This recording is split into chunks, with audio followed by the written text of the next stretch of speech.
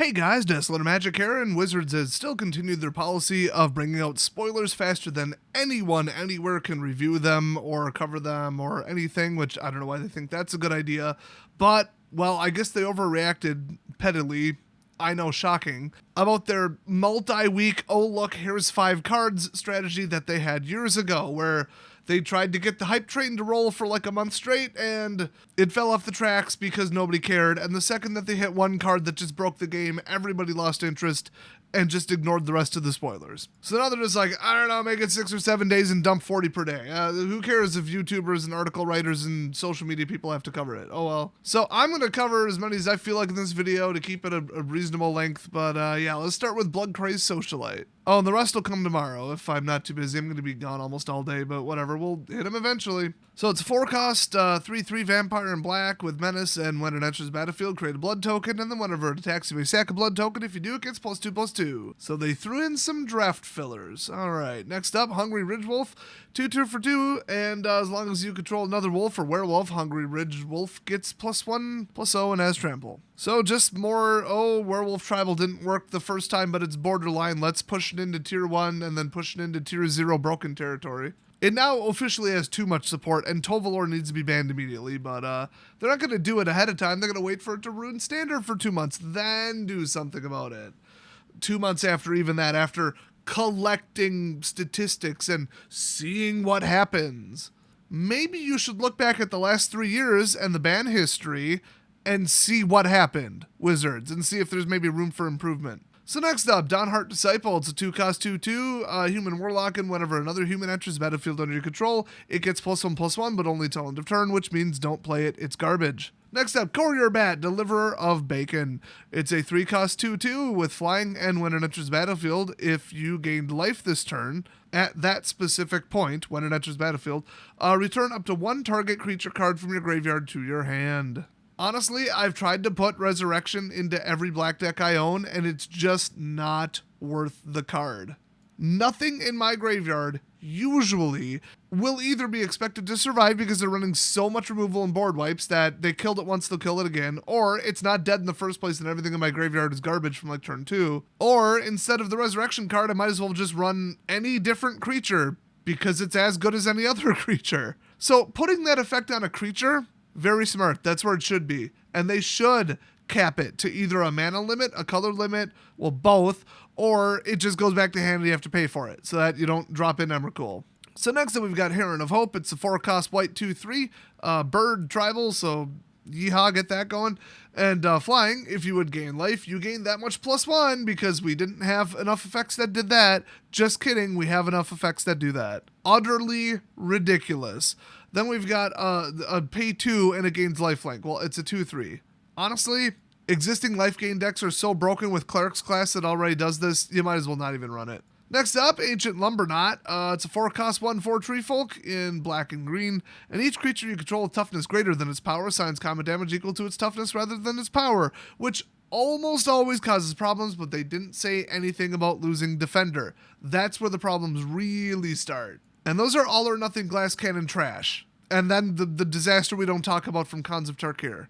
So I just hate what this represents, but it's probably a giant nothing burger. Next up, Flourishing Hunter. It's a 6-cost 6/6 double green because of course, and it's a wolf spirit. Judging by that art, either Wizards doesn't know how tall pine trees are because they never go outside and touch grass because there's no grass on Twitter, or that is an enormous ass wolf. Honestly, it's a 6/6, but also Wizards, so I don't know. So it says when it enters the battlefield, you gain life equal to the greatest toughness among other creatures you control. Yeah, because green needed more life gain. This isn't going to fit in a wolf deck. The wolf deck is a red blitz deck, basically. Whatever, more draft crap. So, oh god, they actually made that a common. That's funny. Next up, we've got Moldgraph Millipede. It is a 5-cost 2/2 insect horror, and when it enters the battlefield, mill 3 cards, then put a 1/1 counter on Moldgraph Millipede for each creature card in your graveyard. That could get out of control real quick, but you're paying 5 for it. So, I mean, that's probably about timing-wise you'd want to do it, but investing 5 into something this garbage, I don't know. You could, I think, still summon Gigantosaur on Arena, at least. They put it in the A series, so it's still legal even though it's out. Oh, love that system. That's my favorite. I love building a deck and then finding out that 3 of the backbone cards aren't even legal in standard, even though it says I'm playing standard. That's like the greatest thing ever. I'm sure other people love building a deck on Arena and then finding out they can't bring it to F&M because it's not legal. Anyway, next up we got Kessig Fire Breather. That's not going to stop the vampire. He's got to breathe garlic. So it's a 2-cost 1/3 human shaman, and whenever you cast a non-creature spell, it deals 1 damage to each opponent. Yeah, that's what the spell spamming turns deck needed, was this asshole. They got so much support in this shit set. They're gonna have to go above 60 cards to fit them all. It's gonna be like, oh, which overpowered synergistic nightmare do I plop in addition to the 2 turns cards and the 2 ways to go get it? Or pardon me, 3 now. I cannot wait for the ban announcement for that, but it'll be the tip of the iceberg based on the other absolute just shit we've seen in this set. All just tier 1 upgrades across the board, which means they're less likely to even do anything about any of them. Because you got to get them all in one shot. That's the problem. I am not looking forward to the launch of this. It's going to be a nightmare. Next up, Militia Rallier. It's a 3-cost white 3/3 human soldier, and it can't attack alone, which means nobody's going to play it. And when it attacks, untap target creature. So pseudo-garbage vigilance for a vanilla 3/3 with a penalty. Oh yeah, sign me up. How can I put this in my deck? Next up, Daybreak Combatants. 2/2 for 3 with haste, so already unplayable trash. But when it enters the battlefield, target creature gets +2/+0, and it doesn't say target other creature. Oh, and it's until end of turn. Apparently they have trouble putting the phrase until end of turn on certain cards. The rumor is they're going to Oracle update that stupid, the one that looks like Moist Critical. Oopsies. So next up we got Wash Away. This is, oh boy. Let's just say I already saw this one. So it's a 1-cost blue instant counter spell. So it says counter target spell that wasn't cast from its owner's hand. Okay, I'm in. And then its cleave cost is 3 and it just turns it into a cancel. Just counter target spell, period. So free casting shit, graveyard shit, flashback shit, anything. 1 blue mana, it's gone. I can get behind that. The problem is, what was it, Tocatli Honor Guard or something like that? Or that other one where it said nothing can be played from the graveyard? Or was that the shut the f*** up fairy? I don't remember. Maybe it was both of them. I don't know, but people didn't play either of them, honestly. So, maybe play this, but like, do I think the color blue needs any kind of upgrade for anything that's being played with blue right now? No, absolutely not. This is just going straight into an Izzet deck. Straight into the turns deck, so yeah. Otherwise, I'd be celebrating this card. Next up, more double-sided shit. Lambholt Raconcha. I assume that's how it's pronounced. So it's a human werewolf 2/4 for 4, so unplayable. And whenever you cast a non-creature spell, it deals 1 damage to each opponent. Daybound, yay. So I'd say more Izzet crap, but not for 4. But when you flip this piece of shit, whenever you cast a non-creature spell, it deals 2 damage to each opponent. That comes close to making it worth it. You know, in the Dragon Egg deck, I could see him doing this. They've got the treasures to back it up. Next, Ballista Watcher, another stupid werewolf that we didn't need. Double red out of 4 because, of course, it is. And 4/3, and if you pay 3, tap it, it deals 1 damage to any target. Daybound. Okay, and then when it turns into a werewolf, it rips it off like Halo, and it's a 5/5, you pay 3 without tapping it, and it deals 1 damage to any target. Oh, get it? It's a reference to Walking Ballista, but worse because it doesn't matter about the stupid counters. Great. It's also way more expensive, but still. So, creature dealt damage this way can't block this turn because they needed it to be more obnoxious, but a 4-cost werewolf is just an automatic no. Next up, more double-sided crap that you can't reasonably put in a sleeve. It's a 3/3 for 3 in green. It's a human ranger werewolf, and you may cast the spell as though it had flash if you pay 2 more to cast it. That isn't even vaguely how you phrase that. That isn't how you print that. That probably already has 6 different keywords that do the thing. What were they thinking? So then it's Daybound on the back. It's just a 6/3. So now green has instant speed teleporting ambush because, like I said, green is now the entire color pie. Yes, I know, there's precedent. You can name a couple that did that, but like, it's the density, the prevalence, the ratio. I don't feel the need to explain it to people who don't get this because most people get it. Most people got it the second they saw what the card draw volume was in green about, 9 months ago. Anyway, next up we got Hopeful Initiate. It's a 1-cost 1/2 in white human warlock. Hello. Training. Okay, and if you pay 3, remove 2 1/1 counters from among creatures you control. And destroy target artifact or enchantment. Good. A reloadable naturalized cannon. I mean, at least they're admitting that if you're running white, you're probably running green. Well, except Angel's a mono white life gain, but like anything else, yeah, have you seen a white-blue deck lately besides mine? Well, yeah, Teferi Lockout, but you know what? The state of standard is shit. I don't know if you got that yet or not. But yeah, the sheer volume of problematic enchantments right now, you need a reloadable cannon. You cannot trade 1-to-1 removal card for, oh, look, enchantment was removed. That isn't good enough. Too many class cards, too many auras, and remember, we're just dumping like 50 more auras into the game with this set alone. So next up, Circle of Confinement, a white 2-cost enchantment.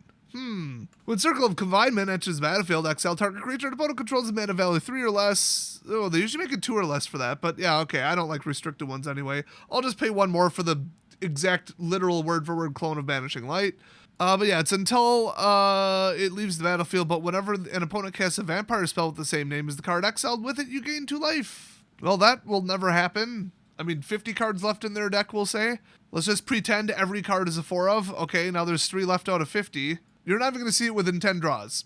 And you better beat them within 10 draws. And you might be thinking, but what about tokens? First of all, I think like tokens aren't considered to be named, or like, there was this whole thing with that. It was a mess with Deck and Stone. But other than that, it says cast, not enters the battlefield. You don't cast tokens. So this is pretty pointless, but I mean, yeah, a cheap white pin down when we already have that stupid minimized crap and glass whatever and all that other bullshit that's unreliable crap that you can't cast past turn 6. But oh well, they've already got a 10/10 Angel on turn 4. Yeah, we really didn't need this. Like I said, nothing wrong with this card. Big problem with this card in the current meta. There's a difference, and the amount of cleanup that Wizards is going to have to do after the release of this is going to be comical. I am telling you, either they are going to lose another 50 to 75% of active users on Arena, which is like just financially devastating, or they're going to have to do the biggest, most significant ban announcement ever. There is no other possible outcome. There is no other option. So next up, Infestation Expert. You're infested by vampires. Kill them all. It's a 5-cost 3/4 human werewolf, so unplayable trash. And when it enters the battlefield or attacks, create a 1/1 green insect creature token. Daybound. Great. Where's the back of this thing? Here we go. Infested werewolf. So it's a 4/5, and when it enters the battlefield, that's impossible. It cannot enter the battlefield on this side. Oh wait, I guess if it's already night. I don't know, whatever. Then, whenever it enters battlefield or attacks, create 2 1/1 insects. Great. Next up, Cartographer Survey. It's a 4-cost green sorcery, and look at the top 7 cards of your library. Put up to 2 land cards from among them onto the battlefield, tapped. Put the rest on the bottom of your library in random order. We already have a spell better than that, but now we have 2 of them, which might actually be a little much for the landfall decks. Can't wait for them to cycle out. Next up, Fleeting Spirit. It's a 2-cost 3/1. That's ridiculous. It's a spirit, obviously, and if you pay 1, exile 3 cards from your graveyard. Fleeting Spirit gains first strike till end of turn. Holy shit, how is this an uncommon? And discard a card, exile Fleeting Spirit, return to the battlefield under its opponent's or under its owner's control at the beginning of the next end step. So it can't be removed. It can't be beaten in combat. I guess it's not flying. Is that the downside? This thing is ridiculous. This should be a mythic. This is the most powerful spirit. They didn't even name it. They didn't put flavor text on it. It's just number 14 in the set, and it's an uncommon. It goes to show that Wizards has no idea what the power level of cards are. But we knew that ever since Aaron Forsythe's interview that he said, where he talked about a collected company and how he didn't think it would be anything but a dumb draft gimmick, and now it's like a modern staple. It's one of the most powerful cards ever, and everybody wants it banned. That's the kind of stupidity we're dealing with. He said it word for word. This is not speculation. Direct quote from Aaron. Anyway, next up we got Child of the Pack. What the hell is going on here? It's a 4-cost, red-green 2/5. Human werewolf, okay. And if you pay 4, create a 2/2 wolf, Daybound. Great. Then on the back, it's Savage Packmate. If a kid turns into a werewolf, wouldn't she be about the same size? I'm just saying. But anyway, 5/5 with trample and other creatures you control. Not even wolves. They just given up at this point. Other creatures you control get +1/+0. Because why the hell not? Next up, oh god, more double-sided garbage. I'm getting sick of reading these damn cards twice. It just occurred to me that's why these spoiler videos are taking so fucking long, because there's not 277 cards in the set. There's like 500, because each side is a different card. I don't care what they say. It's a different damn card. Maybe they should have realized that and slowed the roll on the spoilers. Oh wait, they crammed 5 sets into 1 year and then put them a month apart, and then shortened the mastery pass, and then made 10 other mistakes I'm probably not even thinking of. God, I'm so fed up with this moron company. Anyway, this piece of shit is a 2-cost 1/3.